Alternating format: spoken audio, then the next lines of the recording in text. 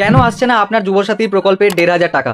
প্রথম মাসে এসেছে কিন্তু দ্বিতীয় মাসে কেন এখনো পর্যন্ত ঢুকলো না টাকাটা, সেটা কিন্তু আমি বলে দেবো আপনাকে এই ভিডিওতে।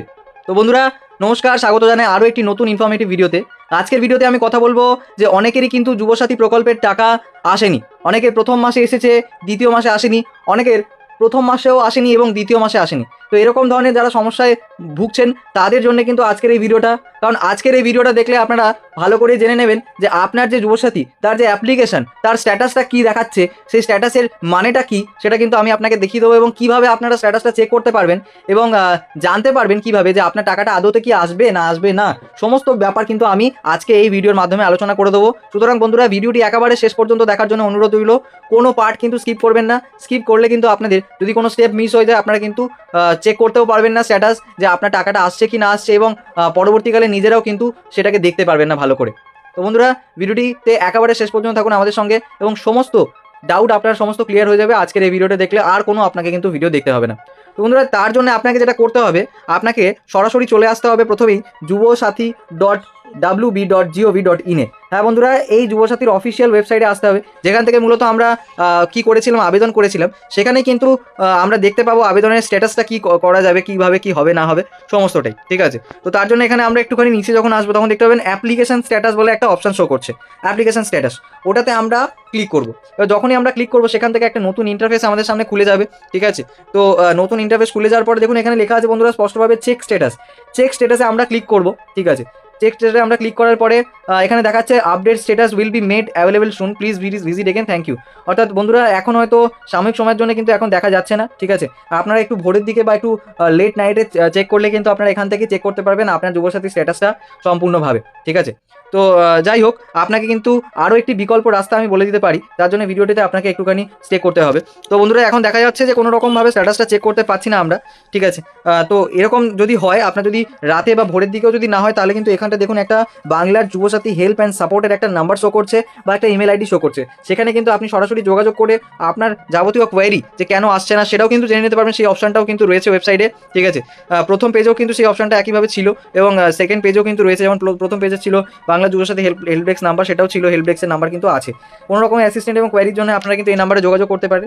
এবারে প্রশ্ন হলো যে যাদের টাকা প্রথম মাসে এসেছে কিন্তু দ্বিতীয় মাসে আসেনি, ঠিক আছে, সেটা কি করে চেক করবেন, সে দ্বিতীয় মাসে টাকাটা আসবে কিনা সেটা কি করে বুঝবেন, সেটা আমি সেই বিকল্প পদ্ধতিটা আপনাদেরকে দেখিয়ে দিচ্ছি। তার আগে বলে রাখি বন্ধুরা, প্রথম মাসের যে টাকাটা সেটা কিন্তু বন্ধুরা এসেছিল এনইএফটির মাধ্যমে, ট্রেজারির মাধ্যমে। হ্যাঁ বন্ধুরা, ঠিকই শুনেছেন, এনইএফটি ট্রেজারির মাধ্যমে কিন্তু প্রত্যেকের ব্যাঙ্ক অ্যাকাউন্টে এসেছিল। এবার যারা অ্যাকাউন্ট নাম্বার ভুল দিয়েছিল, আইএফসি কোড ভুল দিয়েছিল, তাদের কিন্তু টাকা আসেনি।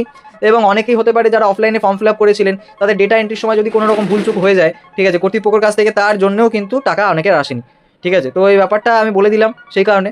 এবারে যাদের এসছিল কিন্তু দ্বিতীয় মাসে আসেনি, তার পিছনে কারণটা হচ্ছে কি এইটা, প্রথম মাসে আপনার অ্যাকাউন্টে এসেছিল, আপনি যে অ্যাকাউন্ট নাম্বারটা দিয়েছিলেন ফর্ম ফিল আপের সময়, কিন্তু দ্বিতীয় মাসে কিন্তু আপনার সম্পূর্ণ ডিবিটি অর্থাৎ ডিরেক্ট বেনিফিশিয়ারি ট্রান্সফারের মাধ্যমে কিন্তু আপনার কাছে টাকাটা পৌঁছাবে।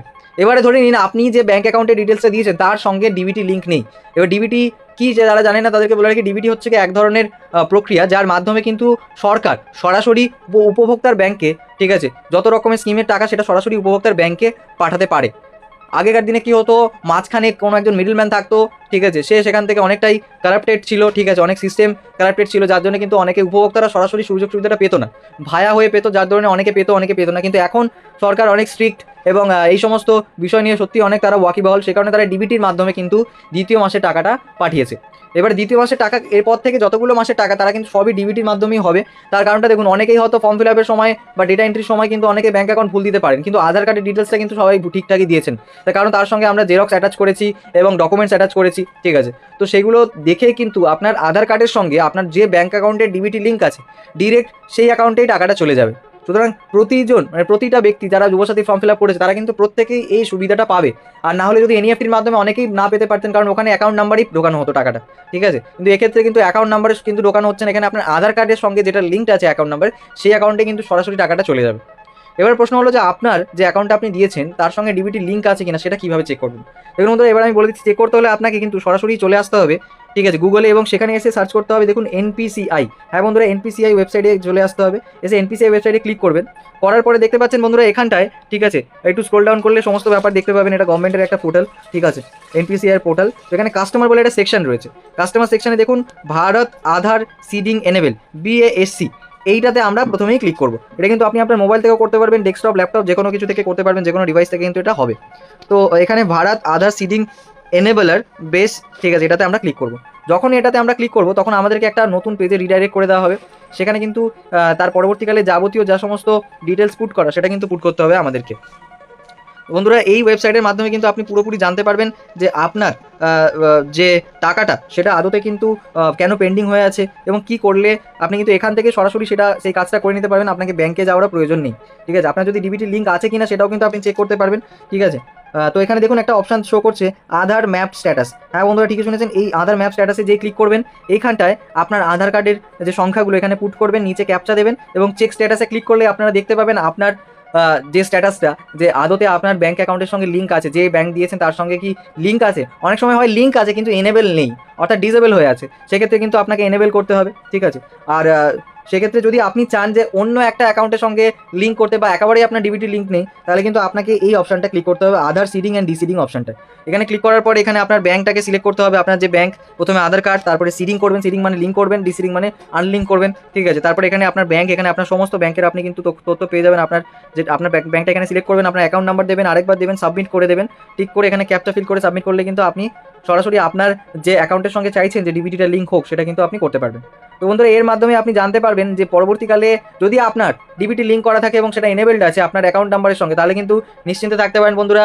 18 তারিখ থেকে কিন্তু, এই মাসে 18 তারিখ থেকে কিন্তু এক এক করে প্রত্যেকের অ্যাকাউন্টে কিন্তু টাকা আসা শুরু হয়ে গেছে, ঠিক আছে। ইভেন আমার টাকাও কিন্তু এসছে, ঠিক আছে। এই 20 তারিখে আমার টাকাও ঢুকেছে, সুতরাং আপনাদের টাকাও চলে আসবে, এবার আপনারা নিশ্চিন্ত থাকতে পারেন। তো বন্ধুরা আশা করি আপনাদের সমস্ত ডাউট ক্লিয়ার করতে পারলাম, ঠিক আছে। আর ভিডিওটি যদি ভালো লাগে তাহলে অবশ্যই কিন্তু আমাদের লাইক করে দেবেন একটা ভিডিওটিতে, এবং চ্যানেলটিকে সাবস্ক্রাইব করে বেল আইকন প্রেস করে দেবেন। এবং ফিউচারে যদি যুবসাথী রিলেটেড যত রকমের আপডেট সবার আগে কিন্তু আমাদের চ্যানেলে আপনারা পেয়ে যাবেন, এবং কিভাবে আপনারা করবেন স্টেপ বাই স্টেপ এই যে ডিবিটি লিঙ্ক এবং ডিবিটি লিঙ্কের স্ট্যাটাসটা, তার উপর কিন্তু ডেডিকেটেড ভিডিও আমাদের কিন্তু করা আছে এই চ্যানেলে, তো আপনারা গিয়ে ওখান থেকে চেক আউট করতে পারেন। তো বন্ধুরা ভিডিওটা বেশি বেশি করে শেয়ার করে দেবেন আপনার বন্ধু বান্ধব, আত্মীয় স্বজনদের কাছে, যাদের একান্তই এই ভিডিওটা দেখার প্রয়োজন রয়েছে। আর ফিউচারে যুবসাথী অ্যাপ্লিকেশন কবে থেকে শুরু হবে, ঠিক আছে, তার স্ট্যাটাস কবে থেকে আপনারা চেক করতে পারবেন। সম্ভবত নির্বাচনের পরেই কিন্তু এই প্রক্রিয়াগুলো সব শুরু হয়ে যাবে, নতুন আবেদন থেকে শুরু করে নানান রকমের কিন্তু প্রক্রিয়া কিন্তু শুরু হয়ে যাবে এই যুবসাথী রিলেটেড। সুতরাং আমাদের চ্যানেলকে সাবস্ক্রাইব করে পাশে থাকুন, যাতে করে সমস্ত আপডেট সবার আগে আপনার কাছে পৌঁছে যায়। Till then tata, bye bye, take care, ভালো থাকবেন।